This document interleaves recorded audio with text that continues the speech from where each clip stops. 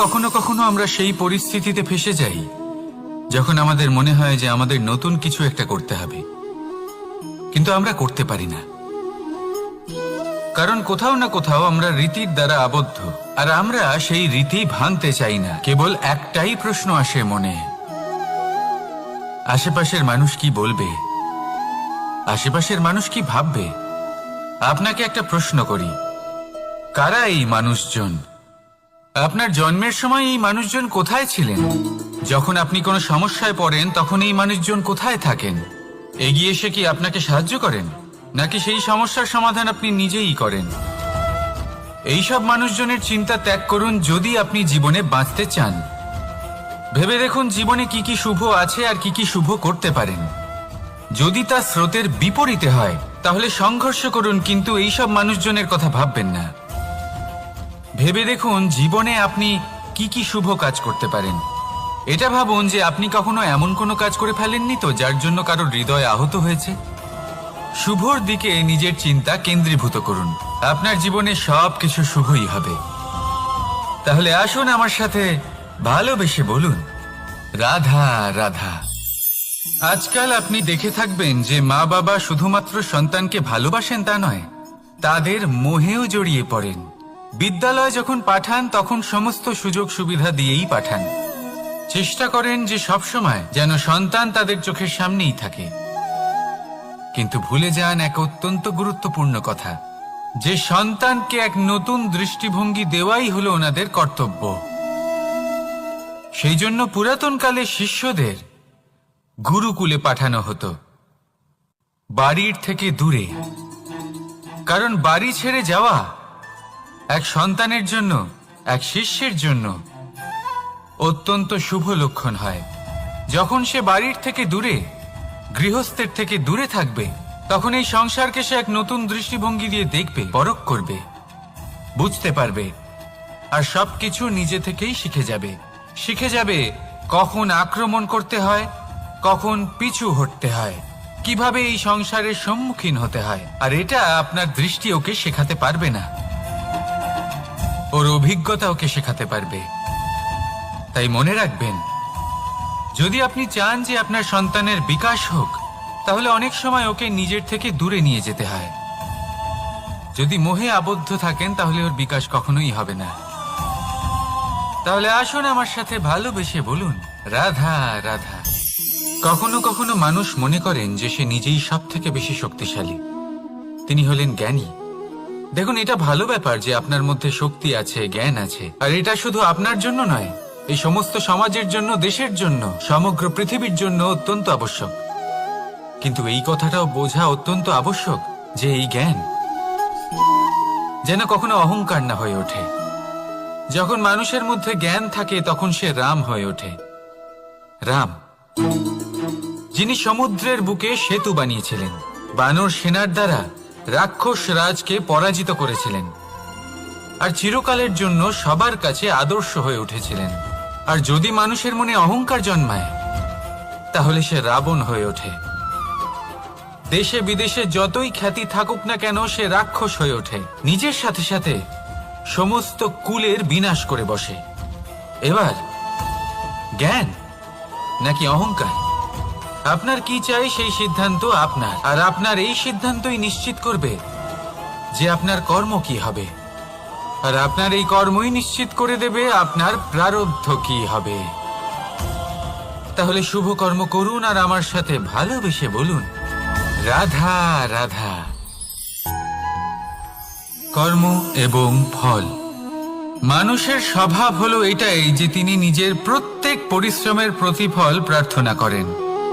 বেশিরভাগ সময় এই ফলাফলের চিন্তা করতে করতে, কল্পনা করতে করতে উনি কর্ম করতে থাকেন, যে আমি এই কাজটা করলে এই ফল পাবো। সেই সব কল্পনা করতে থাকেন যা না তার হাতে আছে, না আছে অধিকার, আর না আছে নিয়ন্ত্রণ। উনি শুধু নিজের কর্ম করতে পারেন। উনি কি ফল পাবেন তা তার হাতে কখনোই নেই। তাই আপনিও শুধুমাত্র কর্ম করতে থাকুন, ফলের চিন্তা করবেন না। মনে রাখবেন, শিকড় এবং শাখা যেভাবে একে অপরের সাথে জড়িয়ে, সেইভাবেই একে অপরের সাথে জড়িয়ে কর্ম এবং ফল। যেরকম কর্ম আপনি করবেন সেরকম ফল আপনি অবশ্যই পাবেন। তাই এই ফলের আশায় কর্মের সময় কখনোই নষ্ট করবেন না, কারণ যে ব্যক্তি সময় নষ্ট করেন, সময় সেই ব্যক্তিকে অবশ্যই নষ্ট করে দেয়। কর্ম করুন নিঃস্বার্থভাবে, ফলের চিন্তা করবেন না, আর আমার সাথে ভালোবেসে বলুন রাধা রাধা। কর্ম এবং ফল দেখতে গেলে এই সমস্ত ব্রহ্মাণ্ড এই দুইয়ের মাঝেই স্থির হয়ে আছে। মানুষজন কর্ম করেন ভালো ফল লাভের আশায়, আর ভালো ফল লাভের আশায় উনি এটাই ভুলে যান যে উনি যে কর্ম করছেন তা কি করছেন। আমি বলেছিলাম কর্ম করুন ফলের চিন্তা না করে, কিন্তু কি কর্ম করছেন সেই বিষয়ে ভাবাটাও অত্যন্ত আবশ্যক। নয়তো অনেক সময় আমরা এমন কর্ম করে ফেলি যা না চাইতেও বিষে পরিণত হয়, যা হয়েছে দুঃশাসনের সাথে, দুর্যোধনের সাথে, গুরু দ্রোণের সাথে। একজনের মানসিকতা উচিত ছিল না, একজনের বিবেক উচিত ছিল না, আরেকজন যে পক্ষ নির্বাচন করেছিলেন সেই পক্ষ উচিত ছিল না। আর যা কিছু ওনাদের সাথে হলো, আপনার আমার আমাদের সকলের সাথে তা হতে পারে।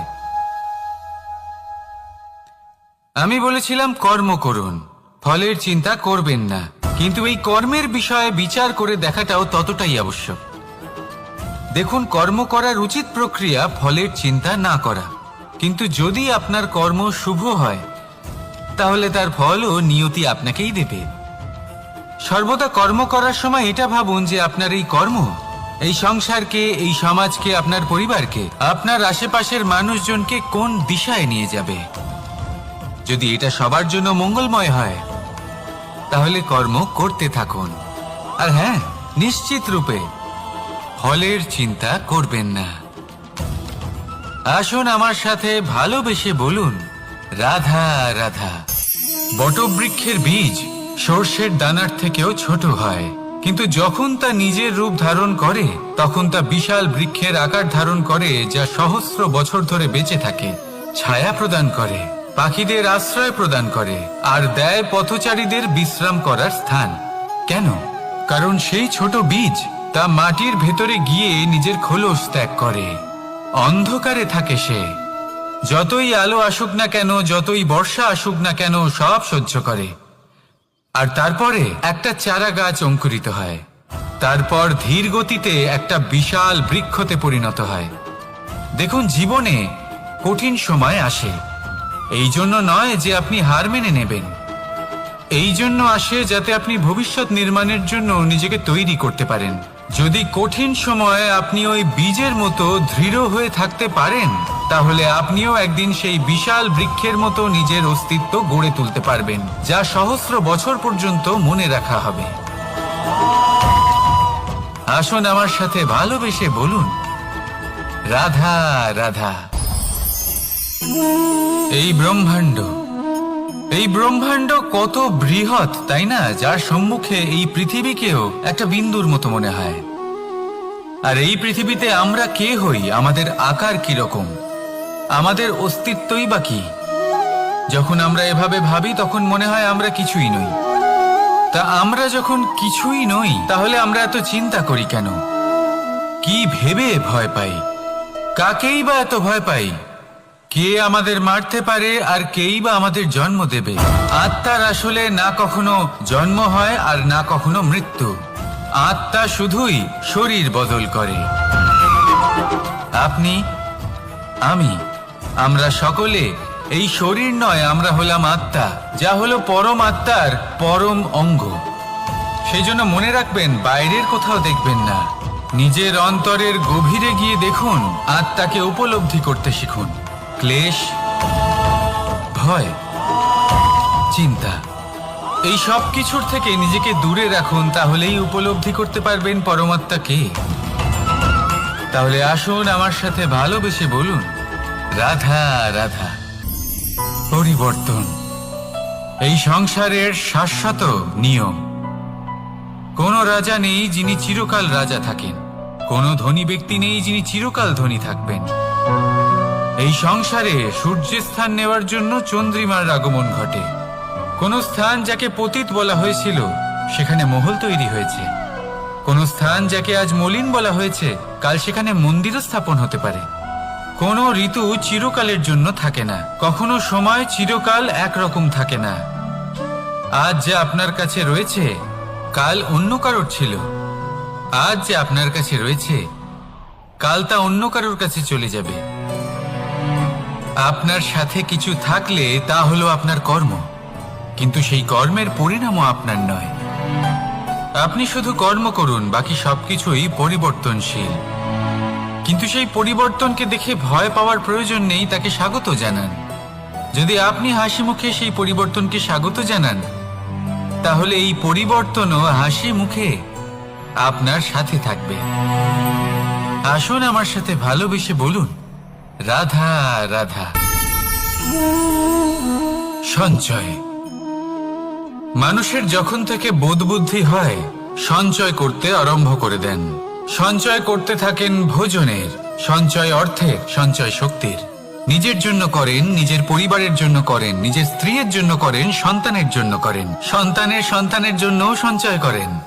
সঞ্চয় করার জন্য ওনার কাছে অনেক কারণ রয়েছে, কারণ উনি এটা ভাবেন যে এই সঞ্চিত শক্তির জন্য কেউ ওনার কোনো ক্ষতি করতে পারবে না।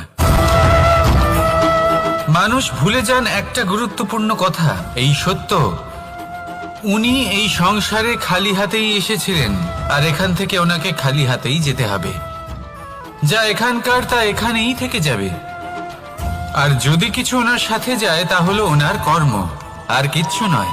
তাই যদি কিছু অর্জন করতে চান তাহলে শুভ কর্ম অর্জন করুন, আত্মশক্তি অর্জন করুন, কারণ পরলোকে এটাই হবে আপনার সম্পত্তি। তাহলে কি এটা আপনি অর্জন করতে চান না? আসুন আর আমার সাথে ভালোবেসে বলুন, রাধা রাধা। সদিচ্ছা। দেখতে গেলে 3 অক্ষরে তৈরি এই শব্দ, কিন্তু সমস্ত ত্রিলোক তার উপরেই আধারিত। আপনি এই সংসারে এসেছেন, তখন অবশ্যই শ্বাস নেবেন, কিন্তু তার বদলে আপনাকে কিছু তো দিতেই হবে। আপনার উপর নির্ভর করছে আপনি কি দেবেন। কি দেবেন এই সংসারকে, এই সমাজকে, নিজের পরিবারকে, আর তার বদলে কি নেবেন?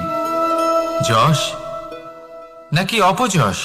দেখুন, এক ছিল রাবণ, যে কিনা সমুদ্র পার করলো সীতাকে অপহরণ করার জন্য, আর এক ছিলেন রামচন্দ্র, যিনি সমুদ্র পার করেছিলেন, সেতু বানিয়ে গিয়েছিলেন সীতাকে ফিরিয়ে নিয়ে আসার জন্য।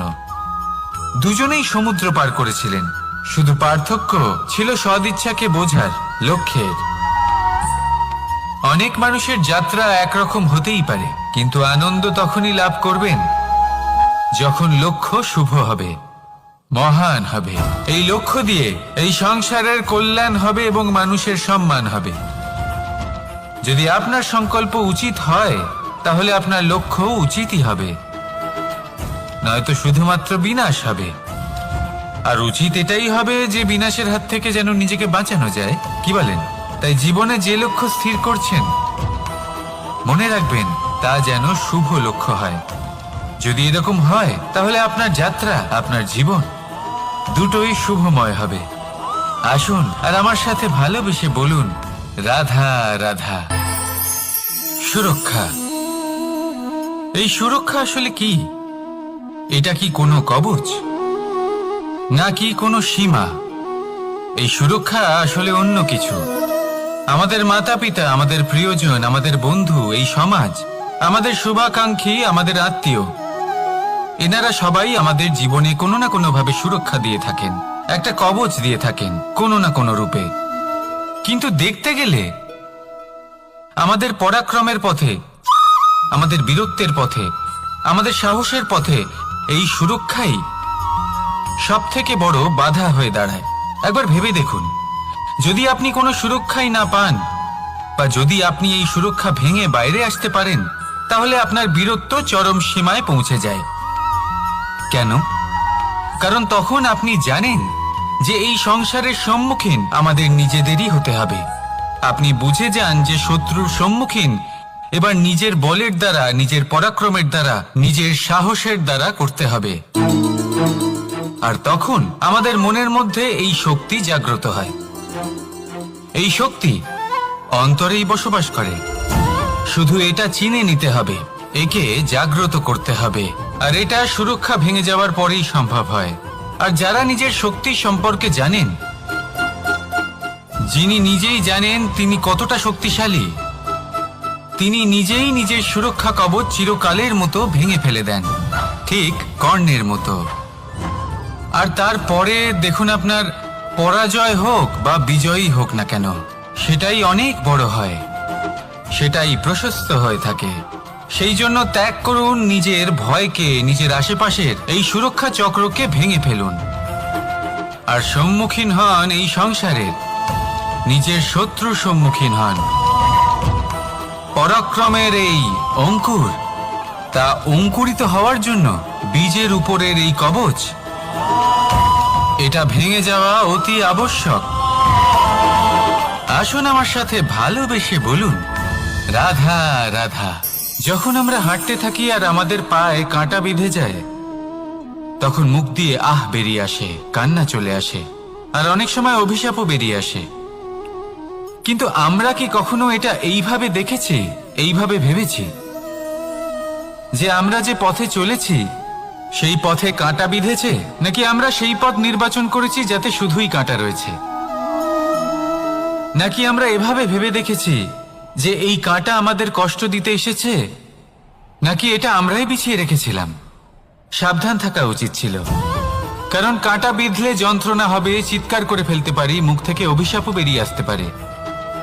কিন্তু এই অভিশাপ শুধুমাত্র আমাদের তরফ থেকে অভিশাপ হয়, সামনের ব্যক্তিটির ওপরও নির্ভর করে। এবার সেই ব্যক্তি যদি এমন হয় যে ফুল আর কাঁটা এই দুই সমানভাবে গ্রহণ করতে পারে, তার কাছে অভিশাপও বরদানে পরিণত হয়। শেষ পর্যন্ত ব্যাপারটা দাঁড়ায় ভাবনা, চিন্তা, দৃষ্টিভঙ্গির ওপর। কারণ আপনার এই ভাবনাই সত্যি হয়ে সামনে আসে। সেই জন্য এই ভাবনা, চিন্তা, মানসিকতাকে গুরুত্ব সহকারে দেখবেন। এই বিবেচনা নিয়ে বিবেচনা করতে শিখুন। আমার কথার অর্থ হলো যে জীবনে যখন এরকম কিছু একটা ঘটবে, তখন ভেবে দেখুন যে এরকম কেন হলো। আপনি কি এমন কোনো কর্ম করেছিলেন যার কর্মফল এটা? এমন কোনো কাজ যা অনুচিত ছিল, অসত্য ছিল, যা অভদ্রতার কারণ ছিল? ভেবে দেখা প্রয়োজন। দেখুন, ইচ্ছে হলো আপনার যে আপনি কি করতে চান, ভাবনা আপনার, সত্য আপনার, জীবন আপনার, সিদ্ধান্ত আপনার। আসুন আর আমার সাথে ভালোবেসে বলুন, রাধা রাধা। সময়, এই সময় আসলে কি? এই সময় একটা সরল রেখা তো কখনোই নয়। সময় হলো একটা চক্র, যেখানে এর আদি সেখানেই হলো এর অন্ত, আর যেখানে তা শেষ হয় সেখান থেকেই তার শুরু হয়। এই সময় একটা অত্যন্ত বিচিত্র চিন্তা, বিচিত্র ভাবনা, একটা বিচিত্র বস্তু যা কেউ বুঝতে পারেন না। এই সময়ের লীলা, এর কোনো প্রমাণ নেই, কোনো জ্ঞান নেই, কোনো পরিমাপ নেই। শুধু এটুকু আমরা জানতে পারি, যেখানে শেষ হবে সেখান থেকে একটা নতুন সূচনাও হবে। যা আজ আপনার কাছে আছে, কাল অন্য কারোর কাছে যাবে, তারপরে তার কাছ থেকেও অন্য কারোর কাছে যাবে, তারপরে তার থেকেও ছিনিয়ে নেওয়া হবে। এই নিয়তির একজনের কাছ থেকে অন্যজনের কাছে আদান প্রদানের এই সময় হলো আপনার সময়। এই সময়ের সদ্ব্যবহার করুন, এই সময়কে বাঁচুন। আপনাকে শুধু এটাই সুনিশ্চিত করতে হবে যে আপনি কোন পক্ষে আছেন। আর সত্যি বলতে কি, আপনার জীবনের পরিণাম নির্ভর করে আপনার নির্বাচনের ওপর। আপনি কোন পক্ষ নির্বাচন করছেন। তাহলে মনে রাখবেন, জীবনে সেই পক্ষই নির্বাচন করবেন যা চয়ন করার পরে আপনি সুখ অনুভব করবেন, আপনি সন্তোষ লাভ করবেন, প্রসন্নতা লাভ করবেন। আর আমি এটাই সুনিশ্চিত করব যে এই পক্ষ যেন শান্তির পক্ষ হয়, এই পক্ষই যেন প্রেমের পক্ষ হয়। তাহলে চিন্তা করবেন না। তাহলে আসুন আর আমার সাথে ভালোবেসে বলুন, রাধা রাধা। দৃষ্টি আর দৃষ্টিভঙ্গি, এই সমগ্র লীলা হলো এই দুইয়ের। বিচিত্র হতে পারে, কিন্তু এটাই সত্যি। এবার আপনাকে একটা উদাহরণ দিয়ে বোঝাই। অনেক সময় আপনি কোনো ব্যক্তিকে এটা বলতে শুনবেন যে আমি আমার নিজের উপরে গর্ব করি, আমি নিজেকে নিয়ে গর্ব করি, আমি খুব ভালোভাবে আমার মা বাবার সেবা করি, ওনাদের আমি সবসময় সুখী রাখি, ওনাদের আমি একটা বাড়ি দিয়েছি, সকল সুখ সুবিধা দিয়েছি, ওনাদের জীবনে প্রত্যেক জিনিস দিয়েছি আর দেব যা তাদের প্রয়োজন। এবার আমাকে বলুন যে আপনি কে হন? আপনি হলেন সেই বীজ যা আপনার মাতা পিতা রোপণ করেছেন। আপনার মা বাবাই আপনাকে এই সংসারে জন্ম দিয়েছেন। এবার এইসব কথার কি তাৎপর্য? এই হলো সেই ব্যক্তির দৃষ্টিভঙ্গি। এবার দেখা যাক এই প্রকৃতি আমাদের কি শেখায়। কখনো কোনো গাছকে দেখবেন, যখন সেই গাছে ফল আসে, সে মালিকে এটা বলে না যে দেখো আমি তোমাকে ফল খেতে দিচ্ছি। সেই বৃক্ষ এটা বলে না যে দেখো আমি তোমায় আহার করতে দিচ্ছি, কারণ ও জানে যে এটা হলো সেই মালির পরিশ্রম, এটা হলো তারই কর্মের ফল, আর এটা তারই পাওয়া উচিত। সে বলে যে তোমার জিনিস তোমাকেই অর্পণ করলাম, এ আমার জিনিস নয়। ও জানে সেই মালির গুরুত্ব আসলে কি। এটা হলো তার দৃষ্টিভঙ্গি। সেই জন্য আপনি জীবনে কোন ব্যক্তির মধ্যে, কোন পশু পাখির মধ্যে, কোন প্রাণীর মধ্যে, কোন পরিস্থিতিতে, কোন আবেগের মুহূর্তে কি দেখতে পাচ্ছেন, সেটা আপনার দৃষ্টিভঙ্গির উপরে নির্ভর করছে। তাই নিজের মনে ধনাত্মক ভাব জাগ্রত করুন, শুভ চিন্তা নিয়ে আসুন। এই ভাবনাই সত্য হয়ে সামনে আসবে। এই দৃষ্টিভঙ্গি এমন হয়ে যাবে যে আপনার জীবনে সবকিছুই শুভ হবে। তাহলে আসুন আর আমার সাথে ভালোবেসে বলুন, রাধা রাধা। প্রতিশোধ অথবা কাউকে দুঃখ দেওয়ার ভাবনা, যদি এটা আপনার মনে থাকে, তাহলে আপনি নিজের মনেই যন্ত্রণার একটা বিশাল বৃক্ষ রোপণ করছেন, এটা মনে রাখবেন। কারণ কাউকে দুঃখ দেবার এই ভাবনা, এটা হলো সেই বীজ যা আপনার মনেই পতিত হবে, আপনার মনেই অঙ্কুরিত হবে, আর আপনার মনেই একটা বিশাল বৃক্ষরূপে বেড়ে উঠবে। জীবন আপনার, কর্ম আপনার, কাউকে দুঃখ দেবার ভাবনা আপনার ছিল, এই বৃক্ষ হলো আপনার, তাই এর ফলও আপনিই পাবেন, যা গ্রহণও আপনাকেই করতে হবে। মনে রাখবেন, যে মানুষ এটা ভাবে যে আমি ওকে দুঃখ দেব, ওকে কষ্ট দিতে চাই আমি, সেই মানুষই দুঃখ আর কষ্ট পেয়ে থাকে। যদি সেই জায়গায় আপনি এটা ভাবেন যে আমি কাউকে সুখী করে তুলতে চাই, কাউকে সুখ প্রদান করতে চাই, তাহলে তারও বীজ আপনার মনেই রোপণ হবে, বৃক্ষে পরিণত হবে, যার ফলও আপনিই পাবেন।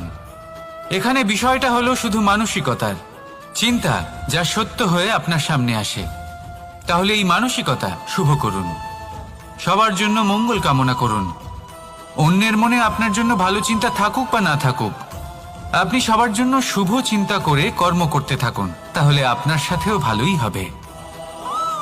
তাহলে আসুন আর আমার সাথে ভালোবেসে বলুন, রাধা রাধা। সুখ আর অভিজ্ঞতা, এই দুই জীবনে একসাথে কখনোই আসে না।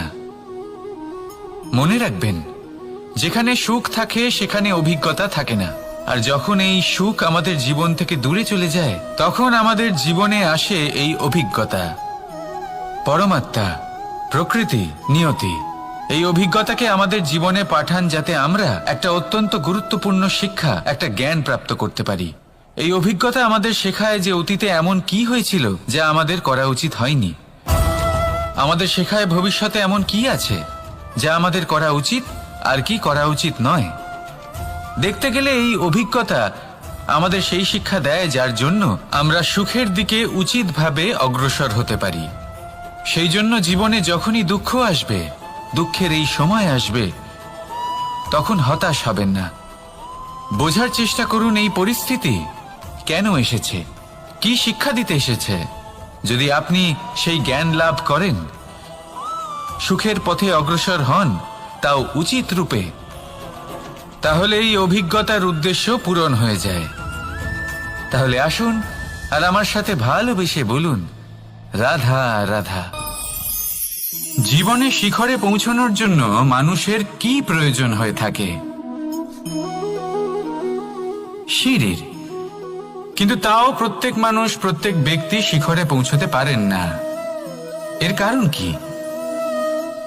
কারণ একটা হতে পারে যে মানুষ কল্পনা করতে থাকেন কিন্তু সিঁড়ি খুঁজে পান না। কিছু মানুষ খুঁজে নেন কিন্তু তা পেয়ে এতটাই প্রসন্ন হয়ে যান যে তারপর আর কোনো কর্মই করেন না। খুব সোজা ব্যাপার। অনেক মানুষ সিঁড়ি খুঁজে পান না, আর যদি পেয়েও যান তাও যতক্ষণ না তাতে চড়ছেন সেই শিখরে পৌঁছবেন কি করে? যতক্ষণ না আপনি পরিশ্রম করছেন, যতক্ষণ না সেই সিঁড়িতে আপনি চড়ছেন, যতক্ষণ না ক্লান্ত হচ্ছেন, আপনার পায়ে হাঁটুতে ব্যথা না হচ্ছে, ততক্ষণ এই শিখরে পৌঁছানোর সৌভাগ্য লাভ করতে পারবেন না। তাহলে কল্পনার সাথে কর্ম করুন, পরিকল্পনার সাথে পরিশ্রম করুন, সব কিছু পাবেন। আসুন আমার সাথে ভালোবেসে বলুন রাধা রাধা। সমস্যা, কঠিন সময়, সংকট, বিপদ কার জীবনে নেই? প্রত্যেকের জীবনে আছে। কিন্তু আমাকে একটা কথা বলুন, যদি নৌকায় ঢেউকে ভয় পেতে শুরু করে তাহলে সাগর পার করবে কে? কখনো কোনো ছোট্ট পিঁপড়েকে দেখেছেন যে আকারে হয়তো ছোট হতে পারে কিন্তু বড় শিক্ষা দিয়ে যায়? কিন্তু আমরা শিখি না। এবার দেখুন একটা পিঁপড়েকে যে ভোজনের খোঁজে বাইরে বের হয়, একটা ছোট্ট দানা তুলে নেয়। ছোট দানা তোলে কারণ তার থেকে বেশি সে তুলতেই পারবে না। সে দানা নিয়ে চলতে শুরু করে, কোনো দেওয়ালে উঠে পড়ে, আবার পড়েও যায়। সেই দানা দূরে কোথাও একটা পড়ে যায়, তা আবার খোঁজে, তুলে নেয়, আবার চলতে থাকে। পড়ে যায় আবার ওঠে, পড়ে যায় আবার ওঠে। সেই দানাটা রেখে দেয়, আবার বেরিয়ে পড়ে ভোজনের খোঁজে। পরিশ্রম করতে থাকে কিন্তু হার মানে না। এই শিক্ষাই তো আমাদের প্রাপ্ত করতে হবে। নিরন্তর পরিশ্রম আর নির্ভীক হয়ে কর্ম করে যেতে হবে। এটাই হলো সাফল্যের মাধ্যম, এটাই হলো জয়ের মন্ত্র, অচ্যুত অজয় অস্ত্র। তাহলে আসুন আর আমার সাথে ভালোবেসে বলুন রাধা রাধা। আমরা সকলে চাই আমাদের জীবনে সাফল্য আসুক। আমরা চাই যে এই সংসারে আমাদের খ্যাতি ছড়িয়ে পড়ুক। আমরা চাই যেন আমরা আলোচিত হই। কিন্তু শুধু চাইলেই কি যায় আসে? যদি এই সংসারে আলোচিত হতে হয় তাহলে পরিচিত হতে হবে পরিশ্রমের দ্বারা। যতক্ষণ না আপনারা পরিশ্রমের সাথে পরিচিত হবেন, সাফল্যের সাথে পরিচিত হবেন না। সংঘর্ষ করতে হবে প্রতিদিন, প্রতি বছর। জীবনের সব পরিস্থিতিতেই হয়তো নতুন নতুন বাধা আসবে, নতুন নতুন বিঘ্ন ঘটবে। কিন্তু এটা আবশ্যক নয় যে সমস্ত বিঘ্ন বিনাশের জন্য আসবে। কিছু বিঘ্ন আপনার পথ প্রশস্ত করার জন্য আসবে, আপনার পথ পরিষ্কার করার জন্য আসবে। যদি আপনাকে উদাহরণ দিই, যখন বন্যা আসে, বাড়ি ঘর ভেসে যায়, তখন আমরা হতাশ হয়ে পড়ি, আমরা দুঃখী হয়ে পড়ি। কিন্তু সেই বন্যাই আমাদের সেই ধরিত্রীকে এত উর্বর করে তোলে যে সেই উর্বর অংশ কাজে লাগিয়ে আমরা সেরকম আরো 10টা বাড়ি বানাতে পারি। তাহলে ধন্যাত্মক থাকুন আর যে কোনো সংঘর্ষের জন্য প্রস্তুত থাকুন। জীবনে অনেক দূর যেতে পারবেন। তাহলে আসুন আমার সাথে ভালোবেসে বলুন রাধা রাধা। জীবনে কখনো কখনো আমরা সেই পরিস্থিতিতে ফেসে যাই যখন আমাদের মনে হয় যে আমাদের নতুন কিছু একটা করতে হবে, কিন্তু আমরা করতে পারি না। কারণ কোথাও না কোথাও আমরা রীতির দ্বারা আবদ্ধ, আর আমরা সেই রীতি ভাঙতে চাই না। কেবল একটাই প্রশ্ন আসে মনে, আশেপাশের মানুষ কি বলবে, আশেপাশের মানুষ কি ভাববে। আপনাকে একটা প্রশ্ন করি, কারা এই মানুষজন? আপনার জন্মের সময় এই মানুষজন কোথায় ছিলেন? যখন আপনি কোনো সমস্যায় পড়েন তখন এই মানুষজন কোথায় থাকেন? এগিয়ে এসে কি আপনাকে সাহায্য করেন, নাকি সেই সমস্যার সমাধান আপনি নিজেই করেন? এইসব মানুষজনের চিন্তা ত্যাগ করুন যদি আপনি জীবনে বাঁচতে চান। ভেবে দেখুন জীবনে কি কি শুভ আছে আর কি কি শুভ করতে পারেন। যদি তা স্রোতের বিপরীতে হয় তাহলে সংঘর্ষ করুন, কিন্তু এইসব মানুষজনের কথা ভাববেন না। ভেবে দেখুন জীবনে আপনি কি কি শুভ কাজ করতে পারেন। এটা ভাবুন যে আপনি কখনো এমন কোনো কাজ করে ফেলেননি তো যার জন্য কারো হৃদয় আহত হয়েছে। শুভর দিকে নিজের চিন্তা কেন্দ্রীভূত করুন। আপনার জীবনে সবকিছু শুভই হবে। তাহলে আসুন আমার সাথে ভালোবেসে বলুন, রাধা রাধা। আজকাল আপনি দেখে থাকবেন যে মা বাবা শুধুমাত্র সন্তানকে ভালোবাসেন তা নয়, তাদের মোহেও জড়িয়ে পড়েন। বিদ্যালয়ে যখন পাঠান তখন সমস্ত সুযোগ সুবিধা দিয়েই পাঠান। চেষ্টা করেন যে সবসময় যেন সন্তান তাদের চোখের সামনেই থাকে। কিন্তু ভুলে যান এক অত্যন্ত গুরুত্বপূর্ণ কথা, যে সন্তানকে এক নতুন দৃষ্টিভঙ্গি দেওয়াই হলো ওনাদের কর্তব্য। সেই জন্য পুরাতনকালে শিষ্যদের গুরুকুলে পাঠানো হতো, বাড়ির থেকে দূরে। কারণ বাড়ি ছেড়ে যাওয়া এক সন্তানের জন্য, এক শিষ্যের জন্য অত্যন্ত শুভ লক্ষণ হয়। যখন সে বাড়ির থেকে দূরে, গৃহস্থের থেকে দূরে থাকবে, তখন এই সংসারকে সে এক নতুন দৃষ্টিভঙ্গি দিয়ে দেখবে, পরখ করবে, বুঝতে পারবে, আর সবকিছু নিজে থেকেই শিখে যাবে কখন আক্রমণ করতে হয়, কখন পিছু হটতে হয়, কিভাবে এই সংসারের সম্মুখীন হতে হয়। আর এটা আপনার দৃষ্টি ওকে শেখাতে পারবে না, ওর অভিজ্ঞতা ওকে শেখাতে পারবে। তাই মনে রাখবেন, যদি আপনি চান যে আপনার সন্তানের বিকাশ হোক, তাহলে অনেক সময় ওকে নিজের থেকে দূরে নিয়ে যেতে হয়। যদি মোহে আবদ্ধ থাকেন তাহলে ওর বিকাশ কখনোই হবে না। তাহলে আসুন আমার সাথে ভালোবেসে বলুন, রাধা রাধা। কখনো কখনো মানুষ মনে করেন যে সে নিজেই সব থেকে বেশি শক্তিশালী, তিনি হলেন জ্ঞানী। দেখুন, এটা ভালো ব্যাপার যে আপনার মধ্যে শক্তি আছে, জ্ঞান আছে, আর এটা শুধু আপনার জন্য নয়, এই সমস্ত সমাজের জন্য, দেশের জন্য, সমগ্র পৃথিবীর জন্য অত্যন্ত আবশ্যক। কিন্তু এই কথাটাও বোঝা অত্যন্ত আবশ্যক যে এই জ্ঞান যেন কখনো অহংকার না হয়ে ওঠে। যখন মানুষের মধ্যে জ্ঞান থাকে তখন সে রাম হয়ে ওঠে। রাম, যিনি সমুদ্রের বুকে সেতু বানিয়েছিলেন, বানর সেনার দ্বারা রাক্ষস রাজকে পরাজিত করেছিলেন, আর চিরকালের জন্য সবার কাছে আদর্শ হয়ে উঠেছিলেন। আর যদি মানুষের মনে অহংকার জন্মায়, তাহলে সে রাবণ হয়ে ওঠে। দেশে বিদেশে যতই খ্যাতি থাকুক না কেন, সে রাক্ষস হয়ে ওঠে, নিজের সাথে সাথে সমস্ত কুলের বিনাশ করে বসে। এবার জ্ঞান নাকি অহংকার, আপনার কি চাই সেই সিদ্ধান্ত আপনার, আর আপনার এই সিদ্ধান্তই নিশ্চিত করবে যে আপনার কর্ম কি হবে, আর আপনার এই কর্মই নিশ্চিত করে দেবে আপনার প্রারব্ধ কি হবে।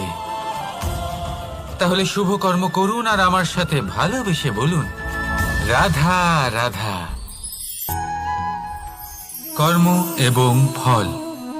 মানুষের স্বভাব হলো এটাই যে তিনি নিজের প্রত্যেক পরিশ্রমের প্রতিফল প্রার্থনা করেন।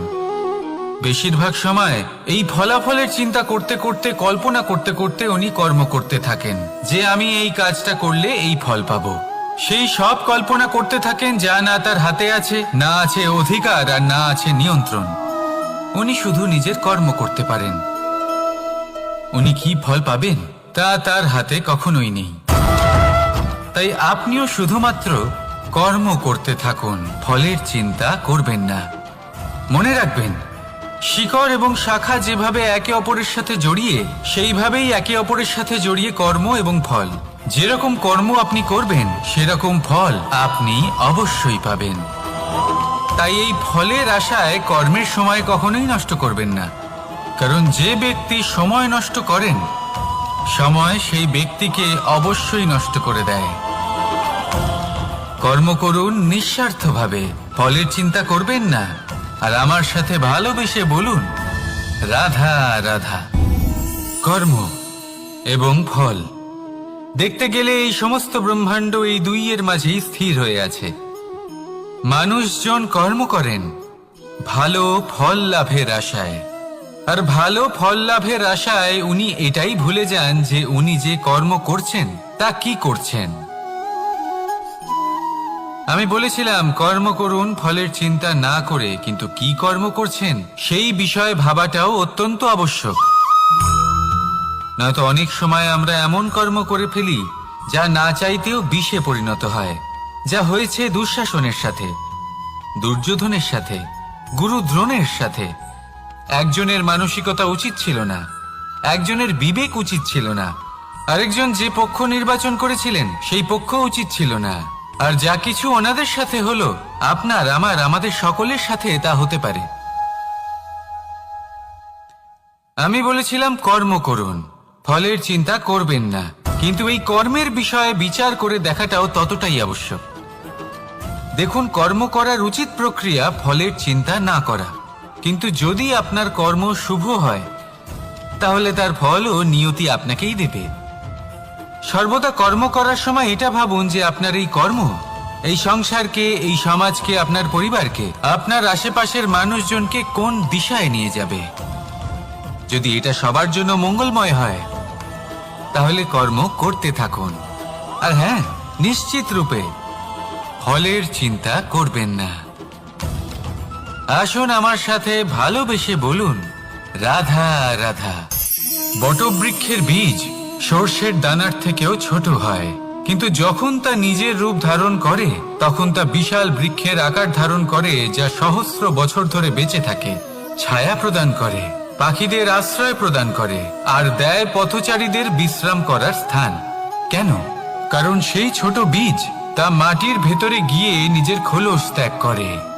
অন্ধকারে থাকে সে, যতই আলো আসুক না কেন, যতই বর্ষা আসুক না কেন, সব সহ্য করে।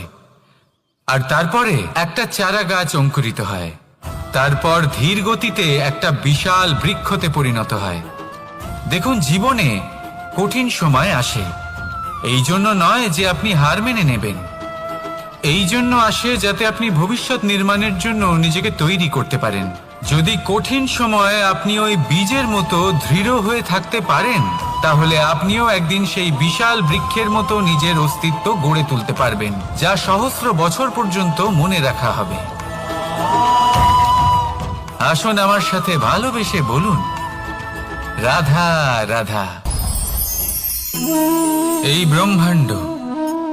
ব্রহ্মাণ্ড কত বৃহৎ, তাই না? যার সম্মুখে এই পৃথিবীকেও একটা বিন্দুর মতো মনে হয়। আর এই পৃথিবীতে আমরা কে হই, আমাদের আকার কিরকম, আমাদের অস্তিত্বই বা কি? যখন আমরা এভাবে ভাবি তখন মনে হয় আমরা কিছুই নই। তা আমরা যখন কিছুই নই, তাহলে আমরা এত চিন্তা করি কেন? কি ভেবে ভয় পাই? কাকেই বা এত ভয় পাই? কে আমাদের মারতে পারে আর কেই বা আমাদের জন্ম দেবে?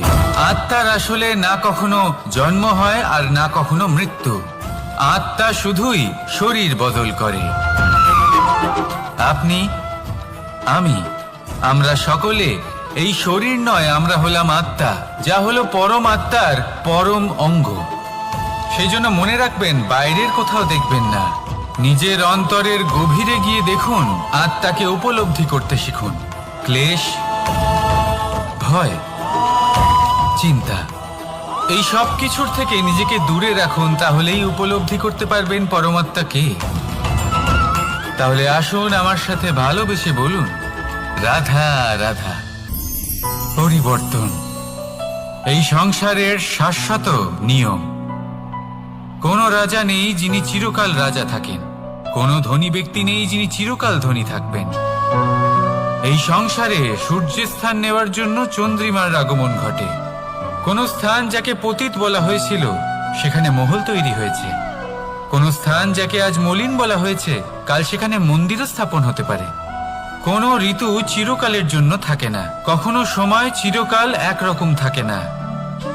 আজ যে আপনার কাছে রয়েছে কাল অন্য কারোর ছিল, আজ যে আপনার কাছে রয়েছে কাল তা অন্য কারোর কাছে চলে যাবে।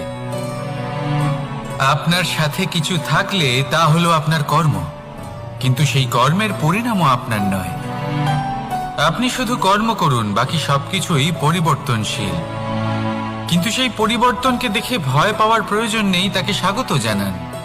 যদি আপনি হাসি মুখে সেই পরিবর্তনকে স্বাগত জানান, তাহলে এই পরিবর্তনও হাসি মুখে আপনার সাথে থাকবে। আসুন আমার সাথে ভালোবেসে বলুন, রাধা রাধা।